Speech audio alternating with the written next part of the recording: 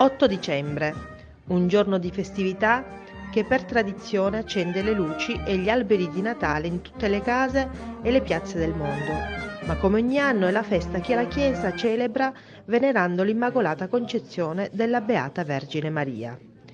E quest'anno l'appuntamento tanto atteso dai fedeli è arrivato nel cuore dell'Avvento tra la seconda e la terza domenica del mese, che porta alla festività del Natale e alla nascita di Gesù Bambino.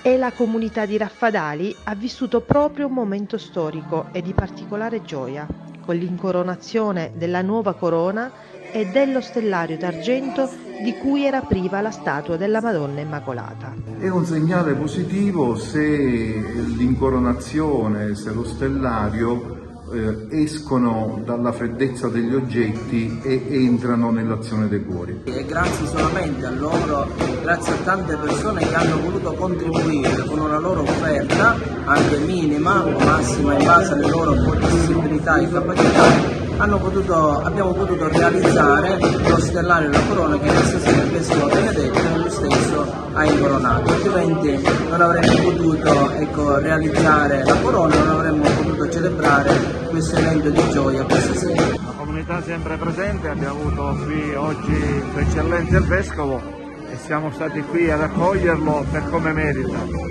Una comunità attiva, una comunità credente, una comunità che vuole stare vicino ai più deboli e quindi dobbiamo stare vicino alla Chiesa che oggi ha un ruolo importante nell'andare a difendere le persone più bisognose, le persone che hanno esigenze di avere qualcuno che pensi per loro e le accudisca.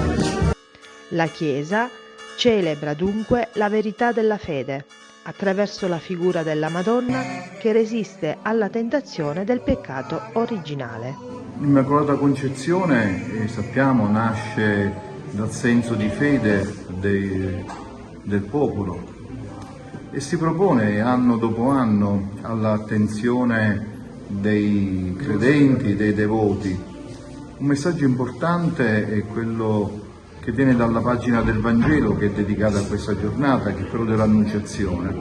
Maria lì si pone come donna dell'accoglienza ed è proprio questa accoglienza che forse un po' tutti nelle varie comunità dobbiamo riscoprire in un tempo in cui si tornano, ahimè, a alzare muri sui confini terrestri e a segnare confini anche sulle acque. Per adesso siamo colpiti non solo da quello che da tanti anni accade nel Mediterraneo, ma da quello che negli ultimi mesi sta accadendo alle frontiere della Polonia, della Bielorussia, ma possiamo guardarci intorno nel mondo e scoprire che l'accoglienza stenta ad entrare nel nostro tessuto. Maria si pone come donna dell'accoglienza, un'accoglienza totale della parola di Dio, tanto che nel suo grembo diventa poi la carne del Figlio unigenito di nostro Signore Gesù Cristo.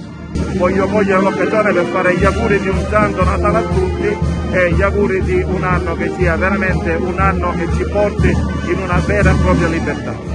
Giovani voglio soltanto raccomandare di pensare al loro futuro. Per pensare al loro futuro devono essere liberi dai condizionamenti e devono essere liberi con il loro pensiero. Quindi voglio dire che devono mettere da parte l'alcol e la droga che li rende schiavi e non li rende assolutamente liberi. Devono cercare di pensare per il loro futuro, c'è una comunità attiva che li può aiutare a scegliere la strada giusta. Un messaggio ai giovani, ma io direi un messaggio a tutti, giovani, meno giovani, anziani, abbiate cura di voi e avendo cura di noi, ecco, impariamo a prenderci cura di chi ci sta attorno.